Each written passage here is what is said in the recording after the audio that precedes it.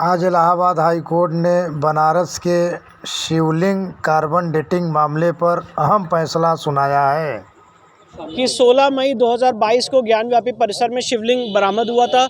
उस शिवलिंग की साइंटिफिक सर्वे की हमने मांग की थी। अंजुमन इंतज़ामिया मुस्लिम पक्ष उस शिवलिंग को फाउंटेन कह रहा था, फव्वारा कह रहा था। तो हमने यही कहा था कि केस में आगे प्रोसीड करने के लिए ज़रूरी है कि ये शिवलिंग है कि ये फाउंटेन है, ये साइंटिफिक माध्यम से तय हो जाए।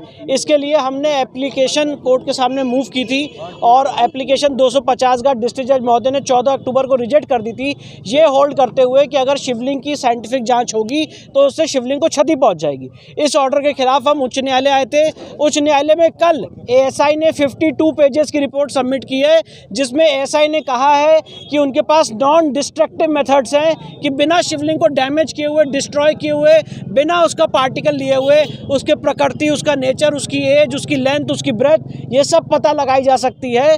और एएसआई की इस रिपोर्ट के आधार पर माननीय उच्च न्यायालय ने डिस्ट्रिक्ट जज महोदय के 17 अक्टूबर के ऑर्डर को आज निरस्त कर दिया है। हमारी एप्लीकेशन 250 का अलाउ कर दिया है और कोर्ट को ये डायरेक्ट किया है, एएसआई को भी ये डायरेक्ट किया है कि वो डिस्ट्रिक्ट जज महोदय के सामने 22 तारीख को पेश होंगे और इस मामले में आगे जो फर्दर ऑर्डर्स पास होने वो डिस्ट्रिक्ट जज महोदय करेंगे। क्या डिस्ट्रिक्ट जज ये निर्णय ले सकते हैं कि उसका साइंटिफिक सर्वे कराया जाना? निर्णय तो ऑलरेडी हो चुका है।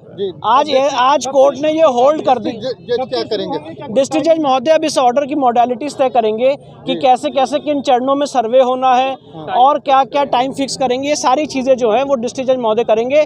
पर जो इन प्रिंसिपल बात है कि सर्वे नहीं होना चाहिए था, आज उस ऑर्डर को माननीय उच्च न्यायालय ने पलट दिया है और कहा है कि सर्वे होना चाहिए और साइंटिफिक सर्वे होना चाहिए, जिसके लिए अब डिस्ट्रिक्ट जज महोदय आगे 22 तारीख को एएसआई के वकील और हमारे सब लोगों की उपस्थिति में आगे फर्दर ऑर्डर्स पास सर्वे का रास्ता साफ हो गया? जी, सर्वे का रास्ता बिल्कुल साफ हो गया, साइंटिफिक सर्वे का, शिवलिंग की साइंटिफिक सर्वे का, बिना शिवलिंग को डिस्ट्रॉय किए। लेकिन ये बताएं, सुप्रीम कोर्ट में अपील भी कर सकते हैं? मैंने जैसे अपील भी कर सकते हैं। जो अंजुमन इंतज़ामिया के वकील आज अपीयर हुए थे, उनका जो भी ऑब्जेक्शन था कोर्ट ने नोट किया, उसको ओवर रूल किया है।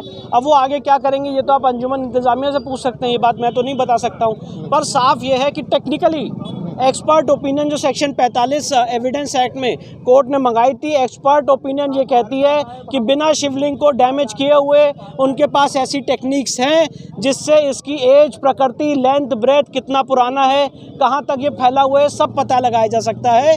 और एएसआई की इस एफिडेविट के आधार पे, इस रिपोर्ट के आधार पे माननीय न्यायालय ने डिस्ट्रिक्ट जज महोदय का ऑर्डर निरस्त कर दिया है और हमारी एप्लीकेशन साइंटिफिक सर्वे की अलाउ करती है। तो अब साइंटिफिक सर्वे तो शिवलिंग का कोर्ट के ऑर्डर के बाद होना ही होना है। एएसआई ने अपनी रिपोर्ट में क्या कहा? एएसआई ने अपनी रिपोर्ट में यही कहा, जैसा कि मैंने आपको बताया कि ग्राउंड पेनिट्रेशन रेडार के जरिए, एएमएस टेक्निक्स के जरिए, सॉइल स्ट्रेटिग्राफी के जरिए और भी ऐसे माध्यम उन्होंने बताए। अलग अलग आईआईटीज़ ने, आईआईटी रुड़की ने, आईआईटी कानपुर ने, बीआईपीएस लखनऊ ने और भी आईयूएसी ने, इन सारे लोगों ने यही एक्सपर्ट ओपिनियन दिया है कि ये सर्वे पॉसिबल है बिना शिवलिंग को क्षति पहुँचाए हुए, डैमेज किए हुए। शिवलिंग की प्रकृति, उसका एज, उसका कैरेक्टर पता लगाया जा सकता है, उसके इर्द गिर्द के एरिया भी पता लगाया जा सकता है। और इस रिपोर्ट के आधार पर डिस्ट्रिक्ट जज महोदय का फैसला सेटिसाइड किया गया है और साइंटिफिक सर्वे का रास्ता साफ कर दिया। टाइम फ्रेम कोई है? टाइम फ्रेम कोर्ट ने हमारी एप्लीकेशन ही अलाउ कर दी है 250 का और डिस्ट्रिक्ट जज महोदय को ये कहा है कि 22 तारीख को आप इसमें जो फर्दर ऑर्डर्स है वो पास करें। तो अब डिस्ट्रिक्ट जज महोदय के सामने 22 तारीख को उसमें अगली सुनवाई